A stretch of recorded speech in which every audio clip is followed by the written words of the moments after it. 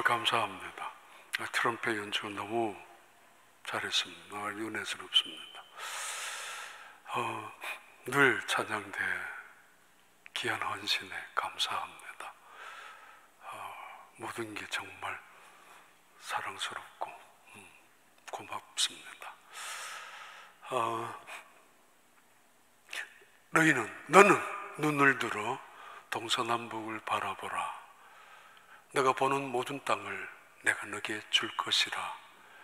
하나님이 아브라함에게 다시 나타나셔서 주셨던 말씀입니다. 2022년 새로운 한 해 두 번째 주일, 하나님과 함께 시작한 신앙의 여정, 아브라함과 함께 출발했던 하나님의 신앙의 여정 속에 또 한 번 하나님께서 임재하셔서 그에게 나타나셔서 주셨던 말씀입니다. Lift up your eyes from north to south. 북쪽과 남쪽을 바라보고 and east and west, west and east, 동서남북을 바라보라. I will give to you what you see. 너가 보는 모든 땅은 내가 너에게 줄 것이야. 이 하나님의 약속이 또 한 번에 나타나셔서 하나님께서 주시는 이 언약이 이번 새로운 한 해를 시작하는 여러분에게 성취되는 축복의 약속이 되기를 바랍니다. 눈을 들어 하늘을 바라보라, 동서남북을 바라보라. 오늘만 보지 말라는 이야기죠. 지금만 보지 말라는 거죠. 너무 편협적으로 이해하거나 너무 근시안적으로 판단해서 실수하거나 잘못을 저질러서는 안 된다는 이야기죠. 그리고 하나님을 바라보라는 말씀입니다. 눈을 들어 동서남북을 바라보라. 다 내 거야. 내가 너에게 줄게. 다시 한번 확인합니다. 너는 종으로 한번 걸어보고 횡으로도 한번 걸어봐. 너가 밟는 땅은 다 내가 너에게 줄 땅이야. 2022년 또 다른 한 해를 살아가고 시작했던 한 해이지만은 아직 밟지 못했던 땅마저 하나님께서 여러분에게 주시는 축복이 되기를 바랍니다. 심지어 실수로 잘못 선택되었다 할지라도 하나님의 언약은 취소되지 않습니다. 인간의 욕심과 조급함으로, 때로는 교만함으로 잘못된 선택과 판단을 때문에 하나님의 언약을 방해하고 그르친다 할지라도 하나님의 언약은 결코 없어지지 않습니다. 악을 선으로 바꾸시는 하나님, 모든 것을 합력하여 선을 기어이 이루어 가시는 하나님. 왜냐하면 하나님은 선이시기 때문이고, 왜냐하면 하나님은 언제나 선한 일을 위하여 존재하시기 때문입니다. 그 하나님의 놀라운 능력과 지혜와 사랑이 인생 여정, 신앙의 여정을 출발한 2022년 이번 마지막 한 해, 마지막까지도 주님과 동행하면서 이루어지는, 경험하는 축복이 되기를 바랍니다. 둘 중에 하나입니다. 하나님을 경험하는 삶이든지 아니면 세상을 경험하며 살아가든지, God's experience processing을 가지고 살아가든지 아니면 world's experience processing 속에 살아가든지, 둘 중에 하나를 경험하며 살아가게 될 것입니다. 어떤 사람은 교회까지 와서도 세상을 경험하고 예배를 드리면서도 사람만 구경하고 돌아가는 사람이 있습니다만, 어떤 사람은 세상 속에 살면서 나쁜 사람, 못된 사람, 사기꾼, 별별 사람 다 만나지만은 그러나 그 속에서 하나님을 경험합니다. 실패도 경험하고 질병도 경험하고 아픔도 경험하며 고통 속에 살아가지만은 그러나 세상을 경험하는 것이 아니라 그 순간순간 하나님의 사랑을 경험하고 하나님의 신실하심을 체험하고 하나님의 능력과 지혜를 경험하는 사람들도 있습니다. 건강은 잃어버려도 하나님이 어떤 분인지, 돈은 잃어버렸어도 뺏겨버렸어도 심지어 하나님이 얼마나 신실하신 분인지 경험하며 살아가는 사람도 있습니다. 온통 세상 속에 불행한 사람은 세상만 경험하는 사람들, 사람만 구경하고 성만 구경하고 경치만 즐기다가 인생을 끝나는 사람들, 하나님을 믿으면서도 하나님이 어떤 분인지, 얼마나 위대한 분인지 조차 깨닫지 못하고 그래서 그 깨달은 경험한 하나님을 알아가는 그 은혜 속에서 찬양이 새롭고 기도가 뜨겁고 예배가 살아있는 예배를 한 번도 드려보지 못한 채로 세상만 경험하며 살아가는 사람들이 있습니다. 그런 불행한 여정을 가는 길이 아니라 하나님과 동행하는 2022년 축복의 여정이 되시기를 다시 한번 축복하고 그 언약의 성취가 이루어지기를 바랍니다. 내가 너로 큰 민족을 이룰 것이며 너의 이름을 창대케 할 것이며 너를 누구든지 저주하는 자 내가 그를 저주할 것이며 누구든지 너를 축복하는 자 내가 그를 축복할 것이라고, 그리고 너가 밟는 모든 땅은 내가 너에게 줄 것이라라는 하나님의 최초로 주셨던 언약이지만은 그 언약만이 있는 것이 아니라 외로울 때 다시 나타나시고 힘들 때 다시 찾아오시고 가장 아픔과 허전함과 병든 속에서도 실패의 자리 속에 어김없이 다시 찾아오셔서 그 언약을 다시 확인해 주신 하나님의 말씀입니다. 너는 눈을 들어 동서남북을 바라보라고, 내가 보는 땅은 내가 줄 것이라고. 그 하나님은 신실하신 분입니다. 이 축복이 우리가 걸어가는 인생 여정 속에 늘 남아있는, 우리 기전에서 결코 없어지지 아니하는 하나님의 말씀이 되시기를 다시 한번 축복합니다. 아브라함, 그는 인생 여정을 시작합니다. 그래서 가나안 땅으로 옮겨왔지만은 그 땅이 기근이 들었고 흉년 때문에 애굽으로 내려갈 수밖에 없었습니다. 사실은 내려가서는 안 되는 판단, 선택을 했었던 아브라함, 그는 애굽 땅에 내려가서 아내를 뺏길 뻔했었고 뺏겼었고, 그리고 애굽 땅에 내려가서 결국은 죽을 뻔했었고 죽을 수도 있는 위기 속에 있었던 애굽 땅, 그 애굽 땅은 가서는 안 되는 땅이었고 애굽 땅은 하나님이 지시하는 땅이 결코 아니었습니다. 바로가 왕위로 살아가고 있는, 바로의 권력이 통하고 있는 세상적인 욕심이, 욕망이 꿈틀거리는 애굽 땅이었기 때문입니다.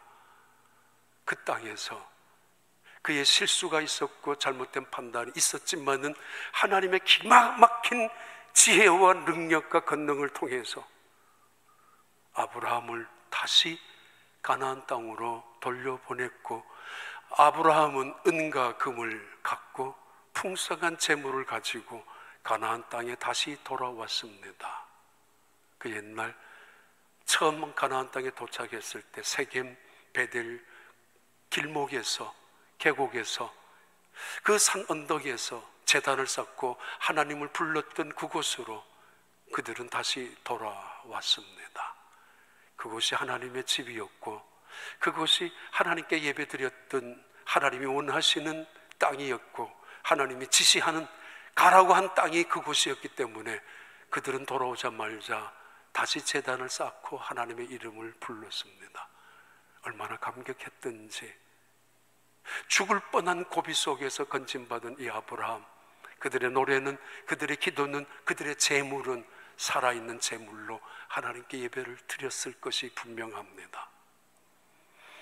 시집간 자식이 결혼했다가 때로는 부모님의 반대 또는 친구들의 극구 만류에도 어쩔 수 없이, 아니 자기가 좋다고 결혼했지만은 결혼한 이후부터 고통을 당하고 어려움을 당한 이 딸 자식이 자존심 때문에 혹은 부모님의 걱정을 끼쳐드릴까 봐 차마 그 말을 못한 채 꾸역꾸역 참고 있다가 어느 날 집으로 돌아왔을 때 마음의 평안을 누리는 곳이 친정이 아닙니까? 그런 마음을 다 알고 있는 부모님들 아닙니까? 이 자식이, 이 아이가, 이 아들이, 이 자식들이 얼마나 고생하고 있었을까? 애굽 땅, 바로의 권력이 지배하는 애굽 땅, 하나님이 원하시지 않았던 애굽 땅, 인간의 실수와 인간의 조급함이나 욕심 때문에 내려갔었지만 결국은 아내를 뺏길 뻔했었던 위험한 지역, 자기의 목숨을 잃어버릴 수 있었던 아주 불안한 지역, 그 땅에서 그들은 돌아왔고 그리고 다시 가나안 땅에 오면서 마음의 평안과 안전을 회복하기 시작합니다. 지난 한 주간 동안 LA에 있었습니다. 주중에 집회하고 모임이 있었기 때문에. 그러나 비행기를 타고 텍사스로 들어오면 늘 느끼죠. 두 가지가. 하나는 긴장입니다. 다시 교회에 다가가야 되는 마음에 많은 큰 부담들, 긴장감이 있지만은 다른 한편으로는 마음에 평안이 찾아옵니다. 다 왔다고. 아니, 마치 고향처럼, 마치 하나님의 집에 돌아오는 하나님의 백성들처럼 순례자들이 예루살렘을 향하여 출발해서 예루살렘 성전 앞에 목도했던 것처럼 그런 두 가지의 마음이 늘 비행기를 타고 공항에 내리면서 이 휴스턴에 가까이 오면서 늘 느끼는 마음입니다. 무엇보다도 다 왔구나. 여기가 하나님의 집이야. 예배를 드리는 곳. 아무리 다른 곳에서 설마 대접을 받고 아무리 다른 곳에서 훌륭한 예배를 드리고 많은 성도들이 모여서 이상한 이런저런 말을 한다 할지라도 결국은 내 집에 돌아왔을 때 가장 평안함을 누리는 곳이 아닙니까? 바로 그런 상황 속에서 예배를 드리고 하나님의 이름을 부르는 그 순간에 종들이 보고하기 시작합니다. 또 다른 갈등의 문제가, 아픔의 문제가 시작되었습니다. 하나님과 함께한 여정, 신앙의 길로 시작했던 여정, 틀림없이 믿음의 사람들과 함께 동행하는 신앙의 여정이지만은 그러나 문제가 생기고야 말았습니다. 아니, 문제는 있을 수밖에 없습니다. 아버지와 아들의 문제가 아니라 남편과 아내의 문제이기 때문이 아니라 자식과 삼촌과 그런 친척의 관계의 문제가 있기 때문에 아니라 가까이 살기 때문에 일어나는 문제입니다. 아무리 가까운 사람이라 할지라도 일주일 이상 여행을 함께 하면 안 되는 법입니다. 한 달 40일, 이거는 큰일 나는 법입니다. 가까이 한다는 것은 그만큼 어려운 일이고 위험한 일이기 때문입니다. 두 번째 상황이 다시 가나안 땅에 돌아온 아브라함에게 나타나는 또 다른 갈등이 생기고 있습니다. 어느 날 그가 데리고 있었던 조카 롯이 눈빛이 달라지기 시작합니다. 그저 삼촌에게 고맙습니다, 감사합니다 라고 겸손하게 은혜롭게 일하고 마치 사실은 종은 아니지만 그렇게 애를 쓰고 노력하고 일했던 그 조카 롯이 눈빛이 달라졌습니다. 나 이러다가 거지 되는 거 아니야? 나 이러다가 점점 망하는 꼴로 가는 거 아니야? 말이 달라지고 태도가 달라지기 시작합니다. 점점점 삼촌 아브라함의 재산은 많아지고 삼촌 아브라함의 이름은 높아지고 그 삼촌은 커지고 있습니다. 그럼 나는 뭐야? 따지고 보면은 삼촌이 일한 것보다가 내가 일한 것이 더 많고 내가 계산해 보면은 내 때문에 삼촌의 이 재산이 늘어난 것 같고 따져보면은 말이에요, calculator로 해보면은 자기가 노력한 것이 훨씬 더 많아요. 그런데 내가 손에 잡고 있는 것은 삼촌 것보다가 10분의 1, 100분의 1도 안 된단 말이에요. 말이 달라져요. 삐딱해집니다. 언제까지 내가 이렇게 살아야 돼? 아니야, 나도 내 주머니를 따로 차야지 라는 생각을 할 겁니다. 저 삼촌이 내가 고생한 거 알아나 줄까? 저 삼촌이 내 덕이라는 거 인정이나 하들까? 아니야, 내 거는 내가 챙겨야 돼 라고 생각하는 이 조카로, 그 눈치를 기가 막히게 알고 있는 종들, 조카 롯의 종들이 어느 순간부터인가 아브라함의 종들과 싸우기 시작합니다. 그들도 마찬가지죠. 누구 덕인 줄 알아? 우리 때문이야. 너희들 이 재산 우리가 일한 것이야. 다 우리 거야. 이런 시비가 붙기 시작합니다. 아브라함의 종들이 주인에게 찾아가서 고발합니다. 고자질을 합니다. 당신의 조카 롯의 종들이 이렇게 시비를 걸고 있습니다. 어느 정도 눈치는 채고 있었지만은 종들까지 다투기 시작하죠. 가까이 있는 사람들이 빨리 아는 법이죠. 조카 롯의 종들도 만만치 않습니다. 그들의 주인인 롯에게 이야기하지 않습니까?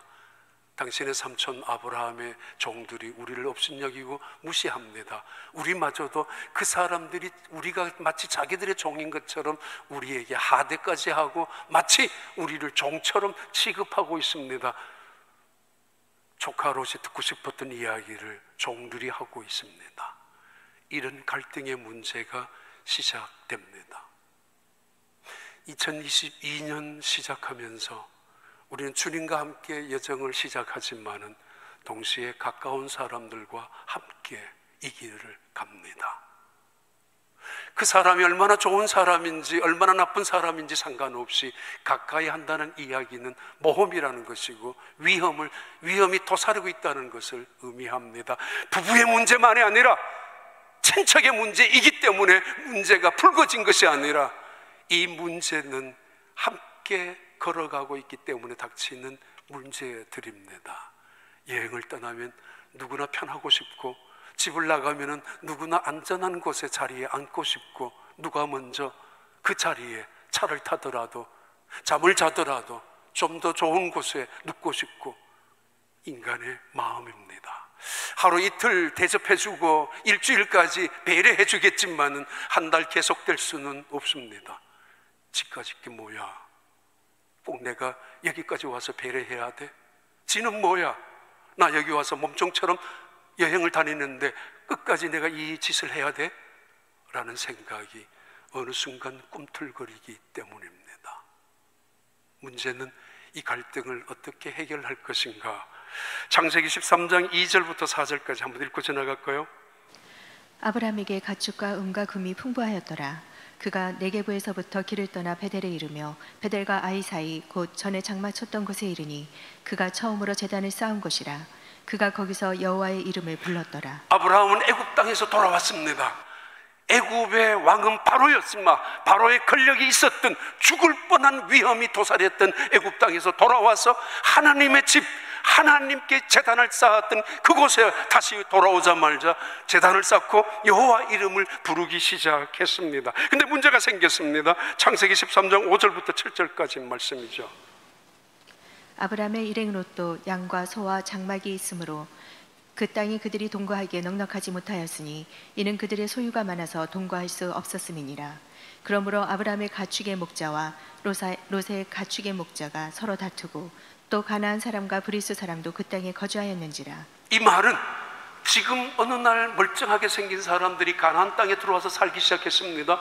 그런데 기근이 들으니까 이 사람들이 다시 애굽 땅에 내려갔다는 소문을 들었어요. 그런데 언젠가 다시 돌아왔어요.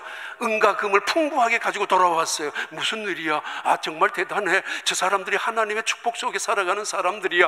그런데 어느 날 다시 자기들끼리 싸우는 이야기를 듣고 있습니다. 싸우는데 조카래, 삼촌이래. 그런데 저렇게 싸워. 아니, 그들은 하나님을 믿는 사람이래. 그런데 싸우고 있어요. 브리스 사람과 가나안 사람들이 보고 있어요. 이 갈등을 어떻게 해결할 것인지 말이에요. 이 아픔의 문제를 함께 살아가는 그들이 어떻게 해결할 것인지를 보고 있습니다. 교회도 문제가 있죠. 사람 사는 곳이 왜 문제가 없습니까? 그런데 세상 사람들과 똑같은 방법으로 그 문제를 해결하는 곳이 교회가 아니었습니다. 또 아니어야 합니다. 그리스도인들에게도 함께 가는 길목 속에서 갈등이 있을 수밖에 없습니다. 당연히 있죠. 그러나 이 갈등을 해결하는 방법은 세상적인 방법이 되어서는 안 된다는 이야기죠. 아니, 오늘의 교회는 세상적인 방법보다도 더 나쁜 방법으로 세상 법정에 수를 하고 싸우기도 하고 끝까지 원수처럼 헤어질 때도 있습니다. 갈등을 품고 헤어지고 원수처럼 다시 떨어지고 살아가야 될 것인가? 이 문제 앞에서 창세기 13장 8절 이렇게 시작합니다. 아브라함이 롯에게 이르되 우리는 한 친족이라 나나 너나 내 목자나 내 목자나 서로 다투게 하지 말자. 그는 이 문제를 인정합니다. 고백합니다. 그리고 실마리를 풀어나갑니다.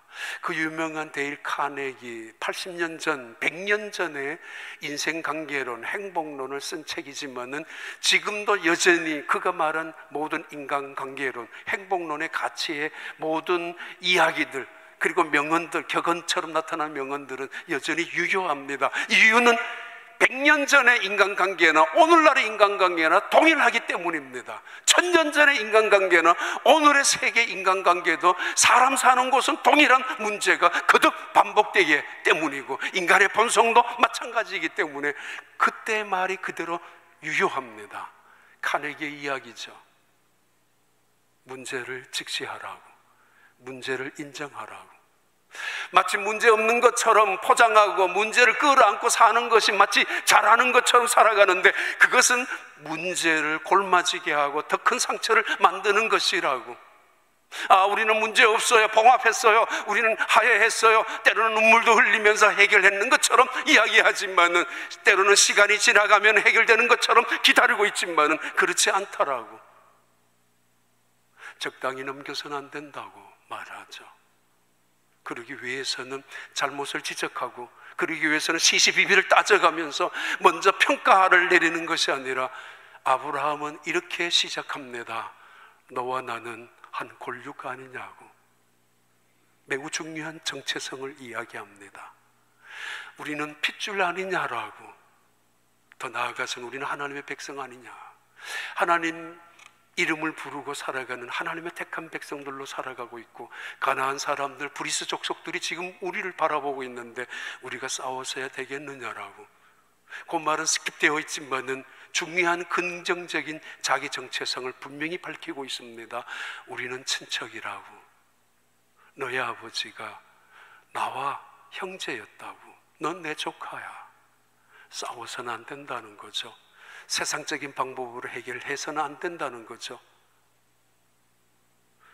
인정한다는 이야기는 포장하듯이 문제를 봉합했다면 그것은 해결이 아니라, 어느 순간은 내가 몇 년이나 참아왔는 줄 알아? 내가 어떻게 견디어왔는 줄 알아? 심심하면 그 말 터뜨려가면서, 이것은 참아온 게 아니죠. 벼르고 온 것이죠. 우리는 하나님의 백성이라는 그 이유 하나로 문제의 갈등을 풀어나가기 시작하는 아브라함의 바요.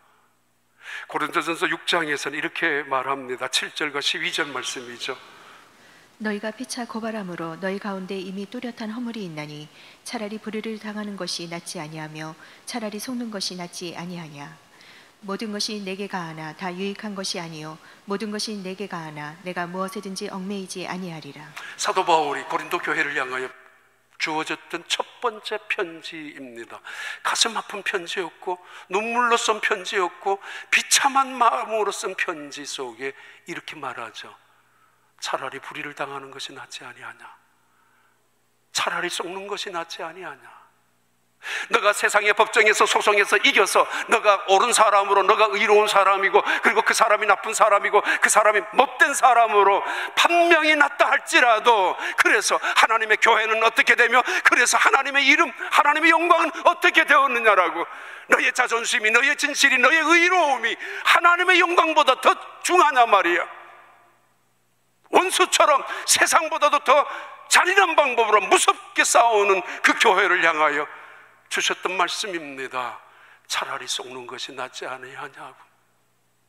너가 한번 욕을 먹더라도, 너 자존심이 상하더라도, 너가 손해를 보더라도, 차라리 불의를 당한다 할지라도, 너가 차라리 그 일을 당한다 할지라도, 그래서 교회가 더 기세고 그래서 하나님의 이름이 높여진다면은 그래야 되지 않겠느냐라고.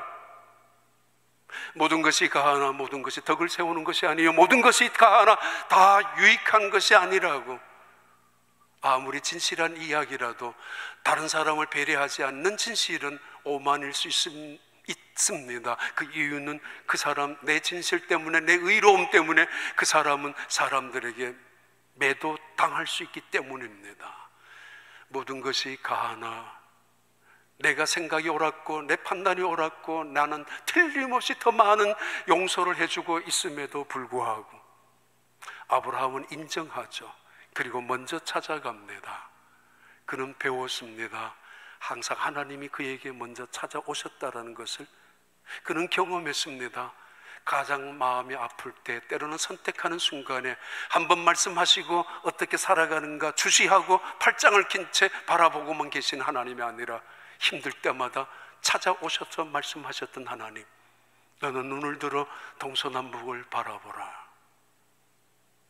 그 하나님을 경험했었던 이 아브라함, 그는 이 문제를 해결하기를 원하고 있죠. 삼촌이 조카에게 먼저 찾아갔습니다. 주인이 종업원에게 먼저 찾아간 것입니다. 잘못하지 않은 사람이 솔직히 따져보면 배은망덕한 인간에게 먼저 찾아갔다는 이야기예요. 그리고 말하는 것입니다. 우리는 한 골육 아니냐고, 우리는 친척 아니냐고. 누가 전화를 먼저 해요? 누가 그 가게를 먼저 찾아가요? 원래는 약자가, 먼저는 힘든 사람이, 어려운 사람이, 살려달라고 애원하는 사람이 먼저 찾아가서 붙잡고 애원해야 되는 거 아니에요? 그러나 아브라함이 먼저 시작합니다. 이 말씀은 이렇게 전개되죠. 이 갈등을 어떻게 해결하는가? 두 번째 방법은 창세기 13장 9절입니다. 내 앞에 온 땅이 있지 아니하냐. 나를 떠나가라. 내가 자하면 나는 우하고 내가 우하면 나는 자하리라. 그 유명한 하나님의 말씀 속에서 나오는 카네기의 인간론이든 뭐 별별 처세론을 이야기하겠지만은 이 말씀보다가 더 놀라운 말씀은 없을 것입니다.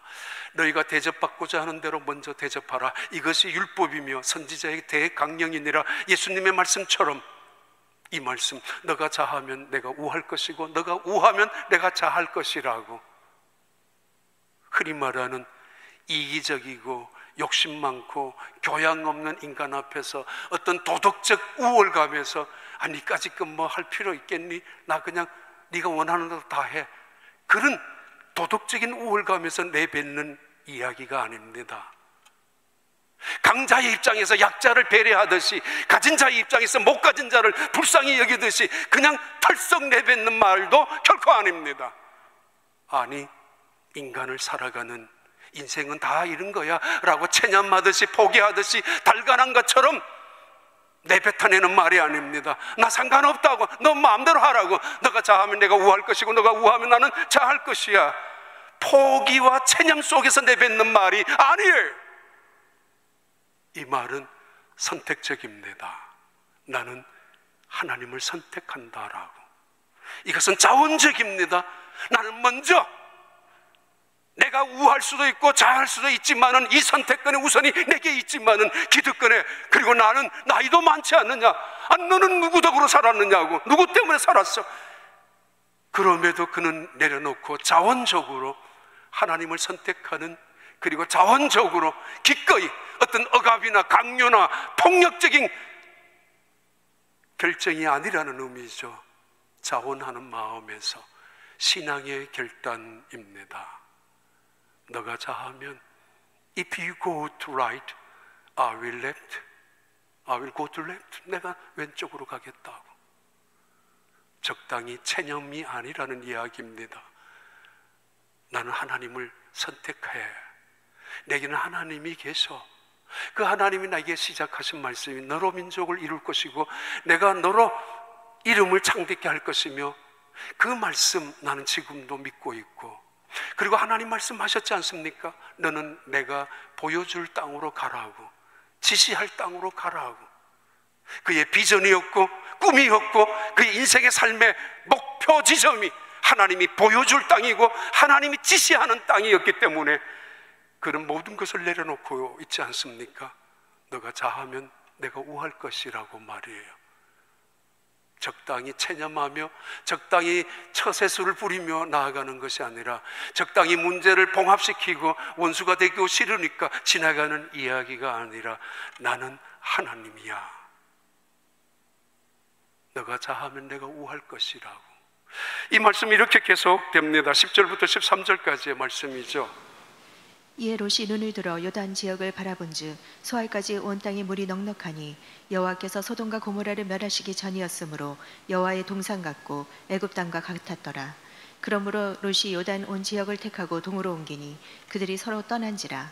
아브라함이 가나안 땅에 거주하였고 롯은 그 지역의 도시들에 머무르며 그 장막을 옮겨 소돔까지 이르렀더라.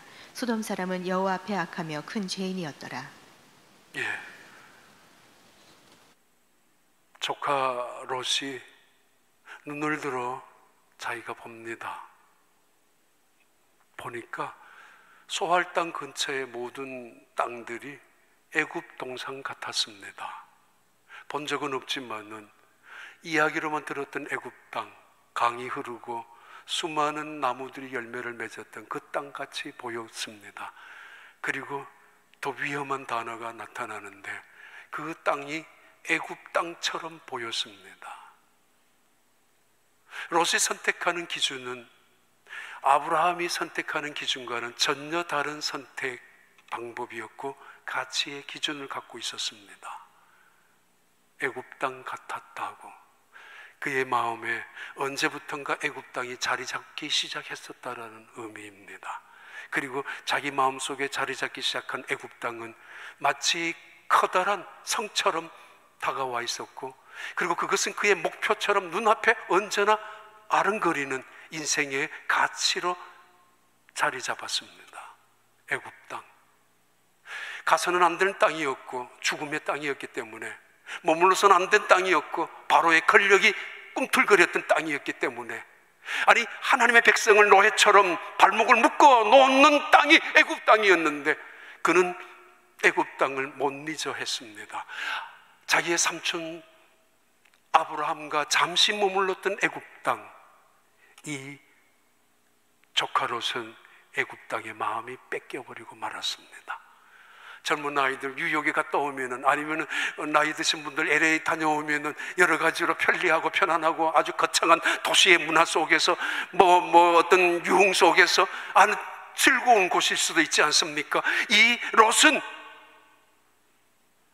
아브라함이 죽을 뻔했었던 두려움에, 불안에, 바로의 권력이 꽈리를 틀고 있는 그 땅을 마음속에 자리 잡게 하고 있었다는 것이고, 언제인가는 나도 애굽 땅에 가서 살고 싶다라는 것을 갖고 있었다라는 의미입니다. 애굽 땅 사람들처럼 살고 싶었고, 애굽 땅처럼 거대한 성을 쌓고 슬펐고, 애굽 땅처럼 수많은 물질들을 소유하며 살고 싶었었다는 이야기입니다.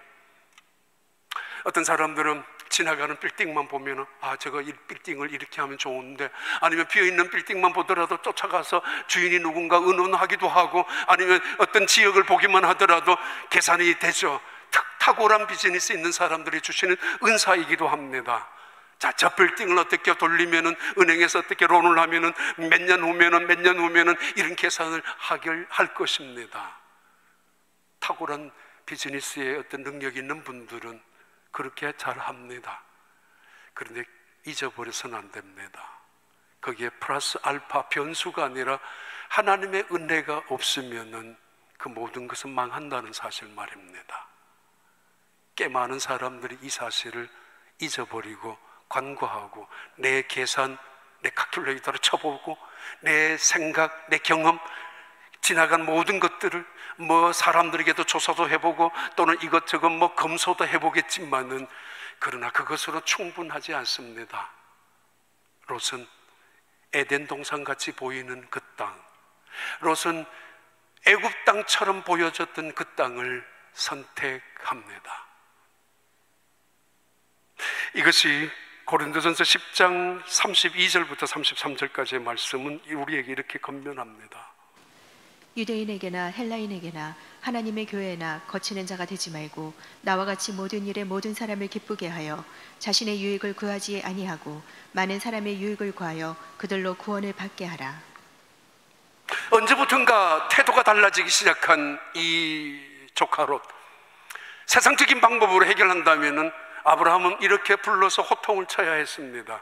야, 너가 그래도 조금이라도 생각이 있으면 네 종 내 종이 싸운다면 네 종한테 뭐라 그래야지. 왜 이렇게 너 종 말만 듣고 어떻게 그래? 아직까지 너 경험을, 인생을 살아보지 못했어? 너 어렸을 때부터 누가 너를 키워줬어? 누가 먹을 것을 주었어? 기저귀를 갈아주고 너가 업어 키운 거는 나야. 그 은혜도 모른 채 배은망덕하게 이제 와서 뭐라고? 호통을 칠 수 있고 질책을 할 수 있죠. 배은망덕한 자식이라고, 누구 덕으로 살았는데 이제 와가지고 네 때문에 내가 재산이 늘었다고. 아니야. 아니면 세상적인 또 다른 방법에 적당한 해유가 필요할 것입니다. 롯을 향하 이리 와봐. 그래, 그동안 내가 말은 안 했지만 미안해. 내 마음속에 그러나 있는 생각은 이거야. 너 보기에 내 아들 없잖아, 내 딸도 없잖아, 내 자식 없지. 그럼 너밖에 없잖아. 내 죽고 나면 이 모든 재산 너 거야. 뭐 그렇게 욕심 부려? 내가 말은 안 했지만은 이 모든 재산 다 네 거 아니야? 왜 그렇게 싸우려고 그래? 기다려봐. 기회는 올 거야. 참아봐. 내가 마음속에 다 생각이 있어. 이렇게 설득할 수도 있어요. 해유할 수 있어요. 세상적인 방법은 그렇습니다. 시간이 지나면 어떻게 달라질지 모르고 그 시간에 화해가 봉합이 되고 나면 나중에 또 엉뚱한 말이 드러날 수 있을지언정 일단은 그렇게 모면하고 일단은 그렇게 적당히 지나가는 것이 세상적인 해결 방법 아니겠습니까? 그러나 그렇지 않습니다. 갈등을 안고 떠나가는 것보다가 갈등을 해결하고 떠나보내는 것이 아브라함이 원하는 것이었고, 그리고 아브라함은 그것을 선택하라고 말하고 있습니다. 내가 예수 그리스도를 본받는 것처럼 너도 나를 본받는 것, 그런 사람이 되면 좋겠다고. 하나님의 교회나 하나님의 나라에서나 거치는 자가 되지 말고 말이야. 테드 터너의 그 유명한 이야기가 있지 않습니까? 너가 리더가 되든지 아니면 팔로워가 되든지 둘 중에 하나가 되라고, 선택하라고. 언제나 어긋장을 놓으며 그리고 길거리에서 방황하듯이 아니면 가로막는 사람 되지 말라라고 태클을 걸고 get out, 떠나가라고. 차라리 너가 리더가 아니라면 기꺼이 그 리더를 서포트하고 그 리더의 뜻에 기꺼이 온 마음을 다해서 팔로워가 되라고. 둘 중에 하나를 택하라고. 그러면서 그의 인생 속에서 그는 하나님의 팔로워가 되지 못했던 불행한 인생을 후회하며 남은 인생을 살아간 사람, 그 사람이 테드 터너, 그 유명한 CNN을 창업한 창업주였습니다. 아브라함의 고백, 아브라함의 증언입니다. 너가 자하면 내가 우할 것이고 너가 우하면 내가 자할 것이라. 세상은 너가 자하든지 말든지 나는 상관없어. 내가 원하는 것은 이거야. 기어이 나는 이거는 놓지 않을 거야. 너가 뭘 원하든지 나는 아무런 관심도 없어. 내가 원하는 것은 이것이야. 죽어도 내놓을 수 없어. 나는 이것이 내가 원하는 것이고, 그래야 나는 쟁취하는 것이고, 이것은 나의 성공이고, 그리고 어느 순간 하나님이 나에게 주셨다라고까지 말하는 것이라고 믿고 그렇게 싸우며 살아가는 사람들, 다른 사람이 뭘 원하든 상관없습니다. I don't care, I don't mind. 나는 이것을 원하며 살아간다고. 내 인생이며 내 소신이며 내 주관이라고 말합니다. 아브라함 고백합니다. 아니라고. 너가 자하면 내가 우할 것이고 너가 우하면 내가 자할 것이라고. 그러면서 이런 결론이 나오죠. 창세기 13장 13절부터 15절까지의 말씀입니다. 소돔 사람은 여호와 앞에 악하며 큰 죄인이었더라. 롯이 아브라함을 떠난 후에 여호와께서 아브라함에게 이르시되 너는 눈을 들어 너희 있는 곳에서 북쪽과 남쪽 그리고 동쪽과 서쪽을 바라보라. 보이는 땅을 내가 너와 내 자손에게 주리니 영원히 이르리라. 내 자존심이 점점 커지는 사람들은 문제 해결을 할 수 없습니다. 그러나 세상을 살아가면서 하나님을 경험하면 할수록 내 자존심은 작아지잖아요. 그 대신 믿음은 커지잖아요. 커진 믿음이 하나님처럼, 때로는 아브라함처럼 먼저 작은 자 조카 롯에게 내려가지 않습니까? 마치 자기가 잘못했는 것처럼. 그래서는 안 되죠. 버릇들죠. 그래서는 안 되죠. 잘못 깨닫지도 못하고 있는데 말이에요.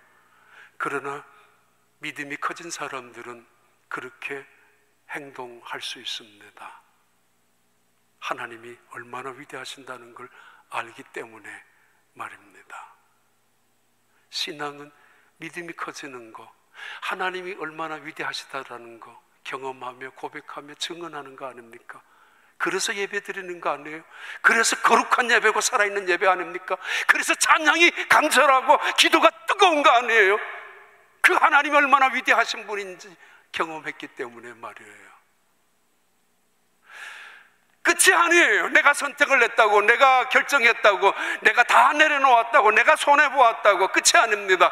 아무런 미련 없이 떠나가는 이 조카 롯 뒷모습을 바라보면서 얼마나 허전했을까요? 얼마나 허탈했을까요? 그래도 한평생 그 조카 롯을 데리고 살았는데 떠나는 조카 롯의 일행을 바라보면서 그 뒷모습이 원망이나 미움이 아니라 이놈 자식 니 한번 당해봐. 아니야.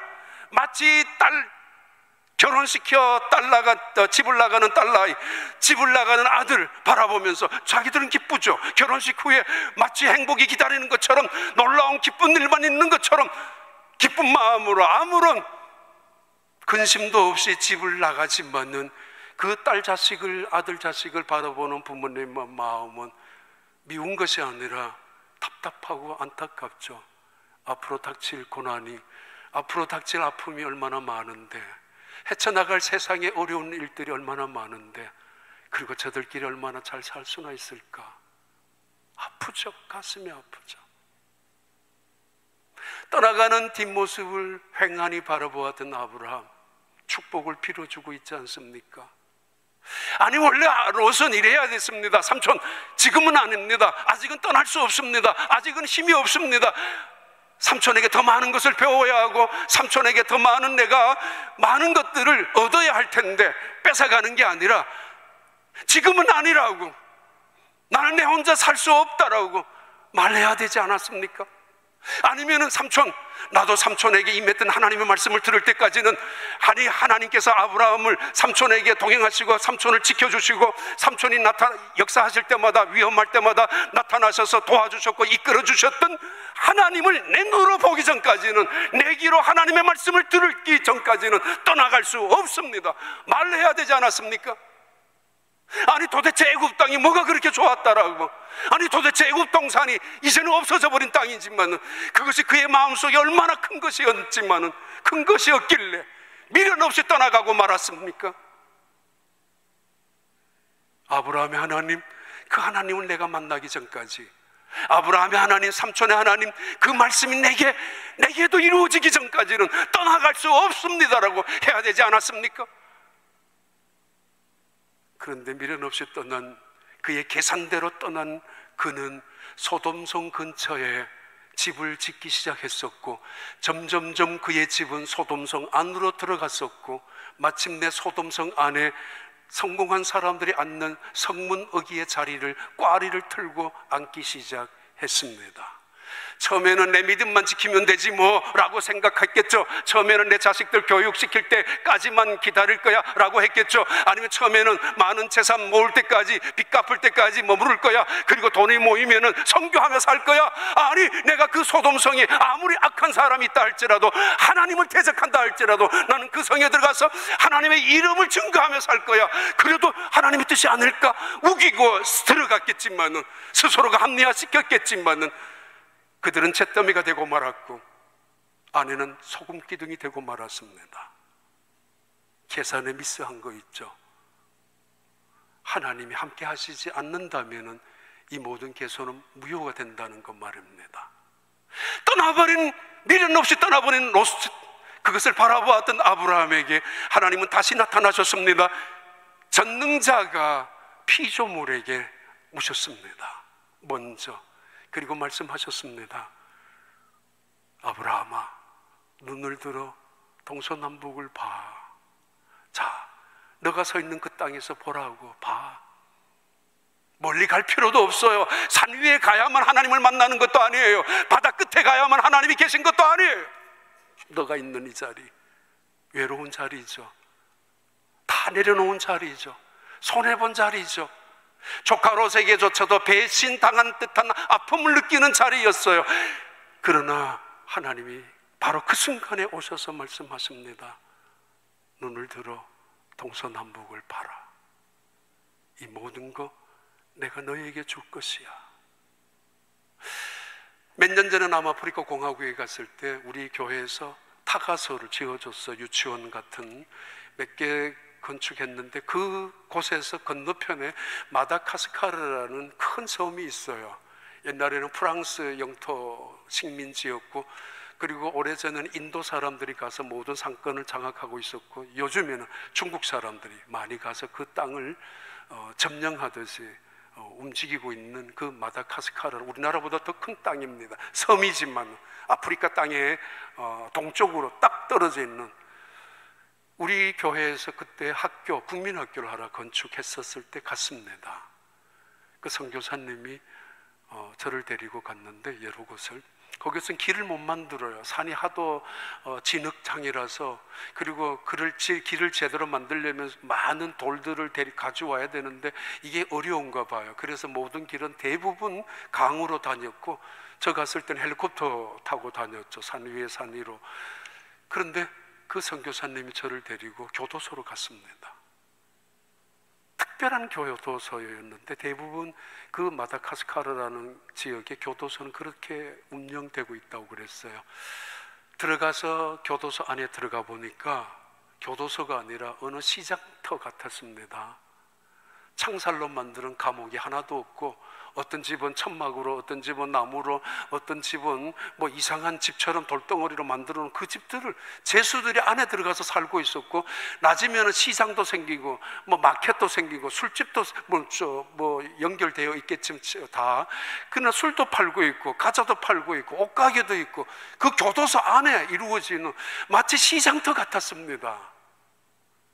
죄수들을 그렇게 다룰 수도 있는지 모르겠지만은 오히려 그 땅에서 들어가면은 얼마든지 탈옥할 수도 있는 그런 충분한 여건이 될 텐데도 탈옥하는 사람이 없다라고 말합니다. 금방 잡히니까 사실은. 그런데 아무튼 그렇게 살아가요. 별 이상한 것도 다 있어요. 돈 많은 사람은 또 이상한 집을 만들어 놓고 마치 2층 같은 데 올라가 가지고 뭐 그 이야기하기로 선교사님이 깽단 투무급이에 그 사람도 거기 있다고. 근데 교회가 그 안에 있거든요. 근데 교회 주일날이면 한 달에 한 번 아니면 2번 정도 갈 수밖에 없어요. 그 교회에 교도소 안에 가는데 이 목사님, 이 선교사님은 그 교도소에서 그 오면은 사람들 오면은 먹을 것을 나눠 준대요. 이런 이야기를 했습니다. 목사님, 여기에 있는 죄수들이 얼마나 괜찮은지 아세요? 내가 세상에서, 학교에서, 다른 지역에서 먹을 걸 나눠주든지 뭐 선물을 나눠주면 싸우고 난리 납니다. 근데 여기는 한 번도 그런 적이 없습니다. 아이들도 있어요. 태어난 아이 거기 안에서 키우고, 식구 아이들 데리고 학교도 있으니까 그 안에. 목사님이 사람들 먹을 것을 준다고 하면은 차례차례 줄을 서가지고 기다린다고. 누가 죄수일까? 울타리 밖에 있는 사람들은 그렇게 욕심을 부리고 하나라도 더 움켜잡으려고 하는데 그 사람들에게는 아니라고. 카네기의 이야기죠. 바다에서 3주만 고생했는 사람이라면 물 한 방울, 깨끗한 물 한 방울이 얼마나 고귀한지 감사할 것이고, 한 끼 먹는 음식 앞에서 그 음식이 얼마나 소중한 음식인지 결코 불평할 수 없을 것이라고. 그렇잖아요. 근데 인간들은 1년만 지나도 그만 다 잊어버리고 만다고. 눈을 들어 동서남북을 바라보라. 이제 너가 종과 행을 한번 걸어보라. 그러면 내가 그 땅을 내게 줄 것이라. 이 약속을 붙잡고 아브라함은 그 땅에서 여호와 이름을 부르고 제단을 쌓고 있습니다. 결론이죠. 여러분, 제단을 쌓고 살아가고 있습니까? 아니면 성을 쌓고 살아가고 있습니까? 여러분의 인생 여정 속에 돈 하며 쌓아가고 있습니까? 아니면은 하나님의 이름을 부르며 살아가고 있습니까? 아니, 무엇과 동행하고 있습니까? 그리고 여러분에게 닥치는 갈등과 아픔 속에서 어떻게 그 갈등을 이겨나가고 있습니까? 하나님 말씀하셨습니다. 눈을 들어 동서남북을 보라. 다 내 것이지 않니? 너의 것이야. 내가 너에게 줄게. 그 놀라운 축복의, 그 약속의 언약이 성취되는 축복의 한 해가 되시기를 바랍니다. 은혜로우신 하나님 감사합니다. 참 신실하신 하나님 감사합니다.